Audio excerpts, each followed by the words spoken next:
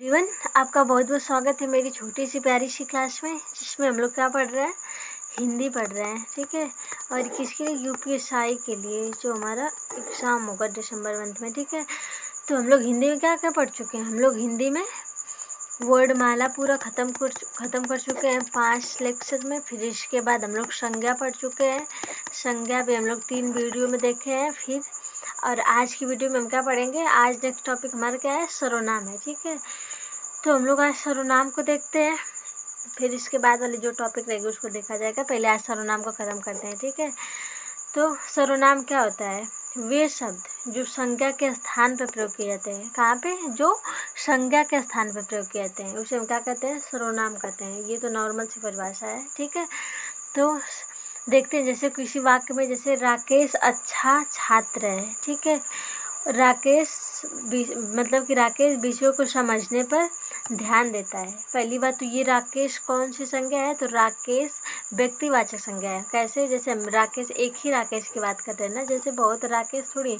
जातिवाचक मतलब राकेश का जातिवाचक हो जाएगा कि ये लड़का है। ठीक। तो लड़का तो बहुत सारे होते हैं, उसमें ये डिफाइन थोड़ी होता है कि कौन सा लड़का है। ठीक। यहाँ पे डिफाइन किया है, मतलब राकेश के बारे में बात किया है, किसी पर्सनल व्यक्ति के बारे में, तो क्या हो जाएगा?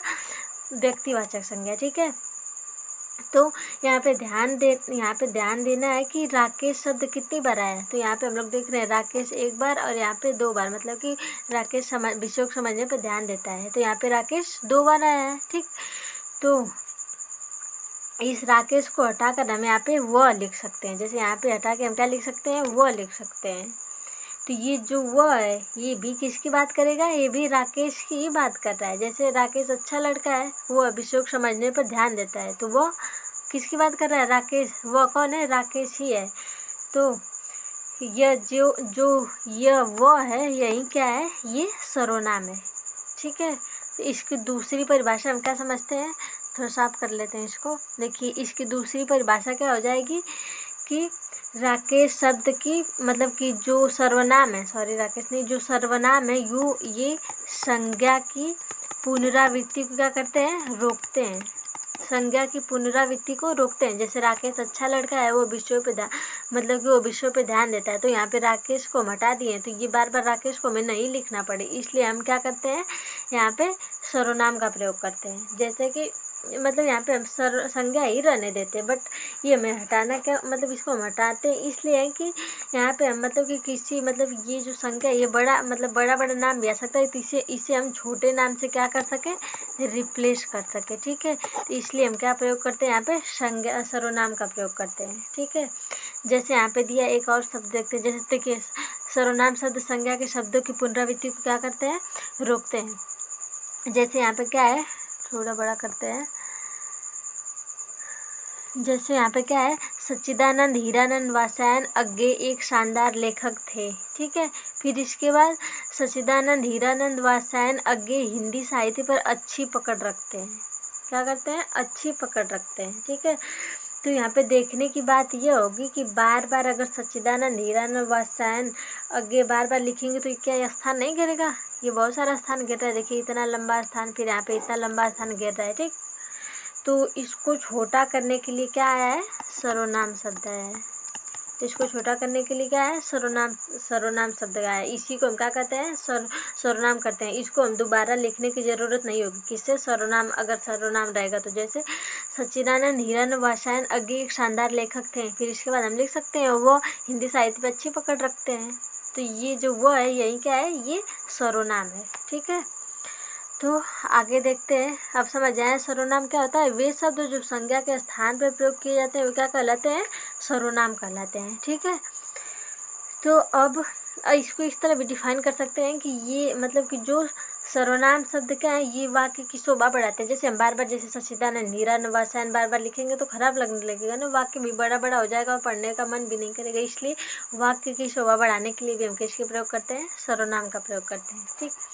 अब देखते हैं सर्वनाम के भेद के बारे में। तो सर्वनाम के कितने भेद होते हैं? तो सर्वनाम के 6 भेद होते हैं। कितने होते हैं? 6। कौन कौन से? निश्चयवाचक सर्वनाम, अनिश्चयवाचक सर्वनाम, संबंधवाचक सर्वनाम, प्रश्नवाचक सर्वनाम, निजवाचक सर्वनाम और पुरुषवाचक सर्वनाम। निश्चय मतलब कि किसी निश्चित वस्तु का बोध होता है। अनिश्चयवाचक मतलब किसी अनिश्चित वस्तु का होगा। संबंध मतलब किसी से रिलेट करेगा, जोड़ेगा। प्रश्नवाचक जैसे क्वेश्चन पूछेंगे।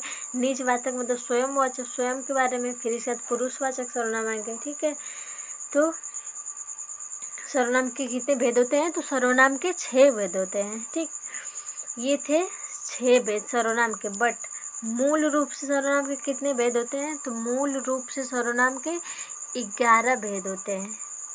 मूल रूप से सर्वनाम के कितने भेद होते हैं? 11। तो ये कौन कौन से हैं?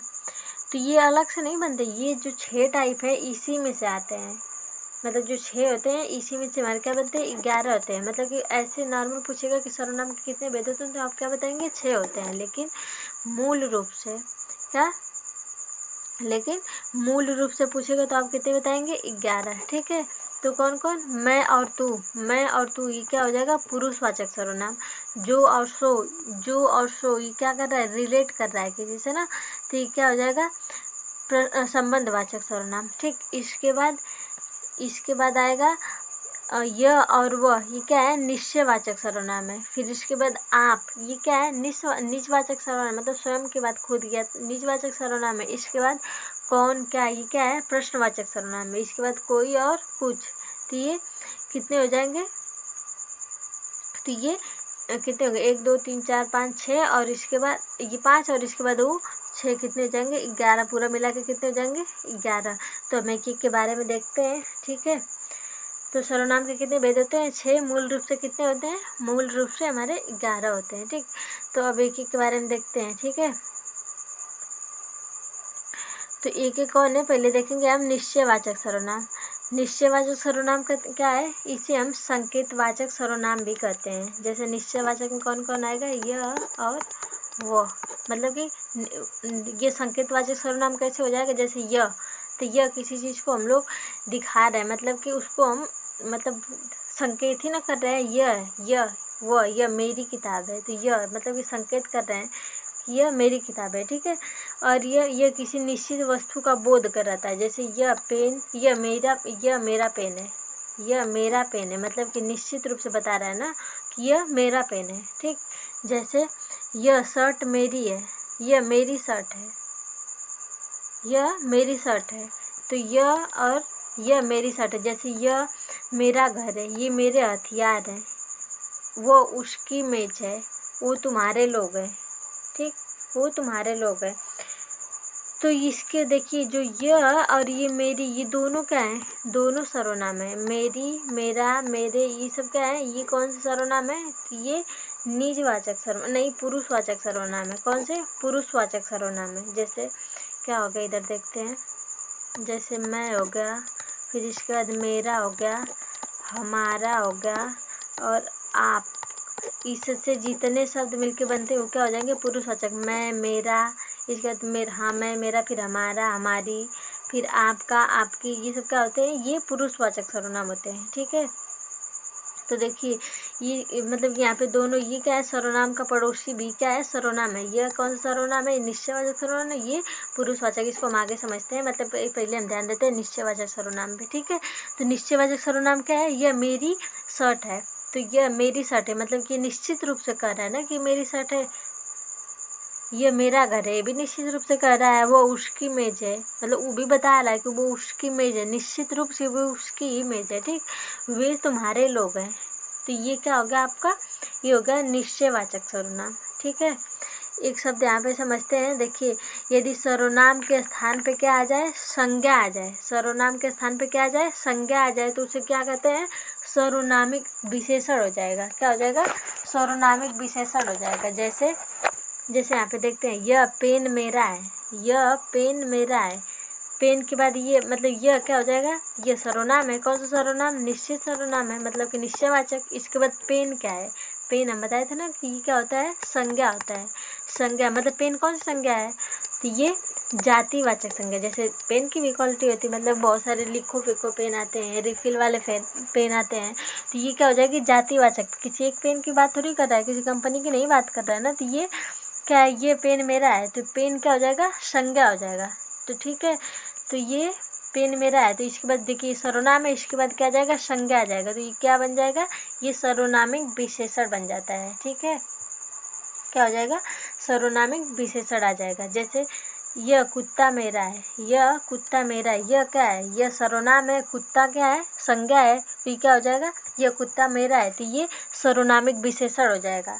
जैसे यह मेरा कुत्ता है, यह मेरा कुत्ता है, मेरा भी क्या है, मेरा सर्वनाम है, कौन सा सर्वनाम, पुरुषवाचक सर्वनाम। और वह क्या है, ये भी सर्वनाम है, ये कौन सा है, निश्चयवाचक सर्वनाम। तो जब सर्वनाम के बाद सर्वनाम है तो वो क्या बनता है, निश्चयवाचक विशेषण। और जब सर्वनाम के बाद संज्ञा है तो क्या बनता है, सर्वनामिक विशेषण। ठीक है, इसको याद रखिएगा, मोस्ट पॉइंट है। ठीक, चलिए अब आते हैं नेक्स्ट वाले पे। मतलब कि इसका दूसरा पार्ट कौन सा है, अनिश्चयवाचक सर्वनाम। ये तो साफ पता चल रहा है, अनिश्चय मतलब कि जहाँ पे निश्चित ना हो, मतलब कि कोई भी चीज़ मतलब कि हमें डिफाइन ना हो। जैसे कि यह मतलब कि यह अनिश्चित वस्तु या व्यक्ति या वस्तु का बोध कराता है, मतलब कि डिफाइन नहीं, निश्चित रूप से नहीं बता सकते हैं, अनिश्चयवाचक है। ठीक है, जैसे बाहर गेट पर कोई आया है, कोई आया है, मुझे पता थोड़ी है कौन आया है, कोई भी आ सकता है। जैसे कोई आ रहा है, हम देख थोड़ी, मतलब कोई व्यक्ति ही आएगा, मतलब कोई आ रहा है, तो डिफाइन नहीं है कि कौन है, कौन आ रहा है। जब तक हम लोग देखेंगे नहीं, जब तक हम लोग निश्चित रूप से जान नहीं जाएंगे, तो ये क्या है, अनिश्चयवाचक है। कुछ आ रहा है, दरवाजे पे कुछ आया है, मैं कुछ लाया हूँ। देखिए पहले तो जो कोई है वो क्या है, प्राणीवाचक है, मतलब कि प्राणीवाचक है। जैसे कि कोई से कोई वस्तु थोड़ी कर सकते हैं, कोई लोग के बारे में बताता है। ठीक है, और कुछ क्या है, कुछ लोग थोड़ी कहेंगे, मतलब कि बहुत सारे लोग हो जाएंगे। जैसे कि कुछ क्या है, किसी वस्तु का बोध कराएगा। जैसे मैं कुछ लाया हूँ, कुछ व्यक्ति थोड़ी ऐसे नहीं कर सकते ना, दरवाजे पे कुछ आया है, कुछ आ रहा है, जैसे कोई आ रहा है, तो ये क्या हो जाएगा, अनिश्चयवाचक सर्वनाम हो जाते हैं। ठीक है, इसके बाद हम लोग क्या देखते हैं, प्रश्नवाचक सर्वनाम।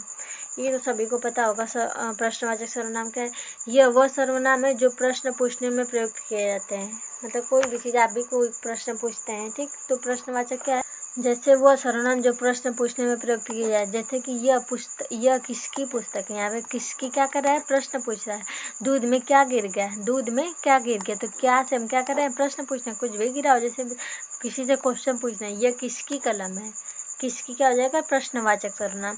दरवाजे पर कौन खड़ा है, गोरखपुर से क्या लाना है, आपका क्या नाम है, तो ये क्या करता है, प्रश्न पूछता है। ठीक है, तो आज की वीडियो में यहीं पे समाप्त करते हैं। इसके बाद हम इसके और भी टॉपिक को देखेंगे कल वाले, मतलब कि जो इसके 3 पार्ट अभी हम लोग देखें, हमें 6 भी 3 और देखना है। ठीक है, तो उसको हम देखेंगे कल की वीडियो में। आज हम यहीं पे समाप्त करते हैं। बाकी आपको पता ही है, आप थोड़ा ज़्यादा शेयर करिए वीडियो को और हमारे चैनल को सब्सक्राइब करिए। मिलते हैं कल नेक्स्ट वीडियो में। Take care.